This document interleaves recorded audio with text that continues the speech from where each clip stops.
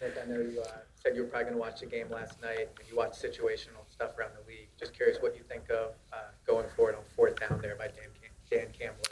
Yeah. I haven't even really seen too much of it. I fell asleep during the in the third quarter, so yeah, I haven't seen too much of that.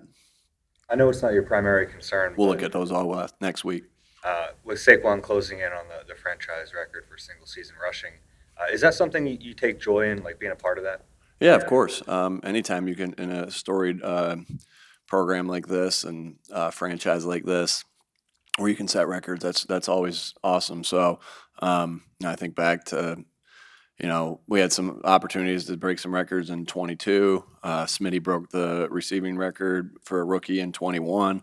And so, yeah, you get excited about that for the guys because that's a team award. And, who is it? Shady? Yeah. Yeah. And so, obviously, potentially overtaking one of the greatest running backs to play here, if not the greatest running back to play here, and one of the great running backs that's played in the league. How do you balance that? Like, if he's close and the game's out of hand, I mean, you've seen it already. Yeah. Not too much. Not thinking about that too much as the game unfolds right now in this part of the season. Just in general, talking about the aggression, you haven't seen it yet, but what does that do for you as an offensive coach when you are aggressive? As far as Putting pressure on the defense, 4 down. Oh, you're talking about fourth down decisions. Oh, yeah. I mean, excuse me. You always try to keep drives alive. However you need to be able to do that. Scoring 7 points as opposed to 3, or scoring 3 points as opposed to punting, or scoring 7 points as opposed to punting. Those are different scenarios you can have. Helps change the game, and so you try to make what's the best decision that you can for the football team at the time, taking in all accounts. You think about a lot of things. You think about your past. You think about what the analytic charts say. You think about what your past history has been in those scenarios. You think about your players. You think about your plays that you're going to run in those scenarios. You think about the league and what everyone's done in the league as you watch and study those scenarios. I think the most important thing is the players and making a play in that position and you trusting them as a coach to be able to do so. And so that a lot of it goes down to the trust that you have in your players. What's the thought process between having a true third tight end on the game day roster compared to a big wide receiver, extra O-lineman, fullback potential? Yeah, everything plays into that. What your game plan is. There's benefits to having one. As you gain something with one type of player, you may lose a little something. Because everybody has different skill sets. You think about what you're getting first and foremost from the players and all those personnel groups. What you're getting from the defense. When they see those personnel groups, there's times where you don't put a personnel group in there because you don't want to see a defensive personnel group that they show. So all that is balanced, all that's thought about, all that's talked about early in the week and as you progress throughout the week.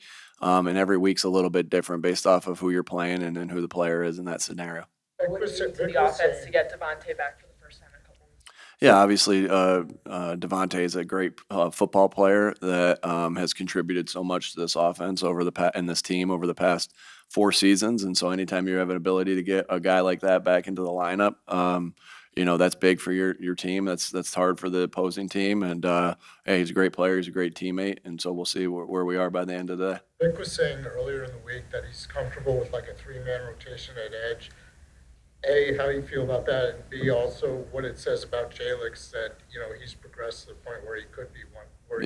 Yeah. I think, again, you always want to have depth and being able to rotate guys in. And so, we're all a product of scenarios that we've been in the past. Vic's had success doing it, with 3 rushers. We've had success here doing it with 3, 4, 5 rushers, sometimes 6, with the way that how he's built the team and, the depth that he's gotten us at that position. And so we'll do whatever we need to do to win the game and play whoever we need to play.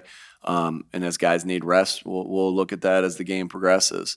As far as Jalix goes, I think Jalix, I was just saying in a team meeting today, kind of emphasized how Nolan Smith was running to the football and how it feels like Nolan Smith's always running to the football. Well, it felt like Brandon Graham was always running to the football, and Jalix is now kind of being in that role where he's just violent and running to the football at all times.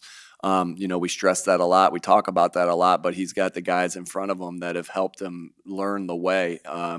And we like how he plays with aggression and violence and physicality. And, and obviously his hustle is showing up on tape. And so a lot of credit to Jalix that he's able to be in this position in the rotation, and also credit to Brandon Graham, Nolan Smith, Sweaty, the guys in front of him that have really helped pave the way and show him the way to play. And Wash is a great coach and holds him to a high standard. Vic's obviously a great coach, holds him to a high standard, but, Jalix is doing a good job doing all those things. Two more. You use this summer with joy.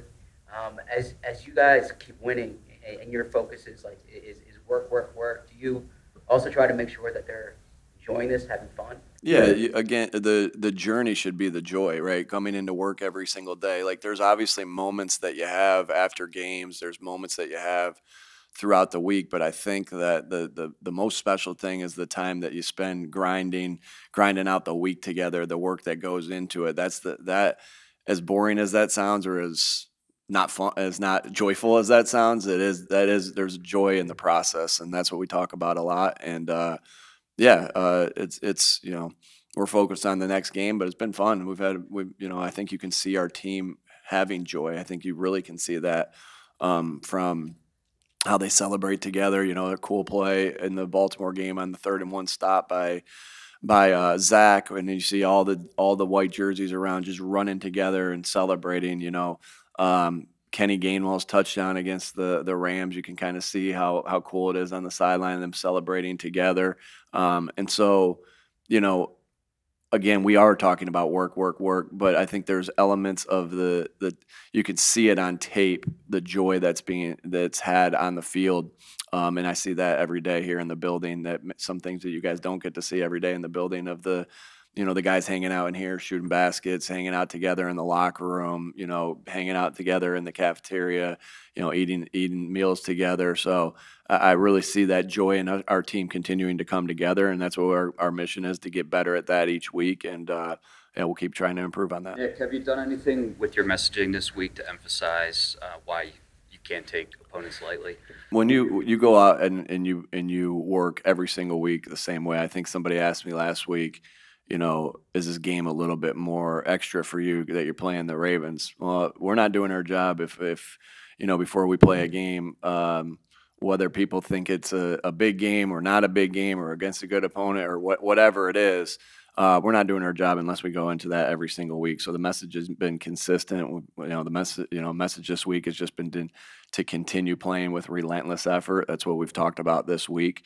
But we know that we have a good football team coming in here that's been in some games over the past month of the season that's continuing to get better. Our mission is to continue to get better. I can see the Panthers continue to get better. They have good players across. There's a lot of good players over there that they have our attention, and we know we have to be on it and play our game, and it's about us and going out there and playing our style of football. All right, thanks.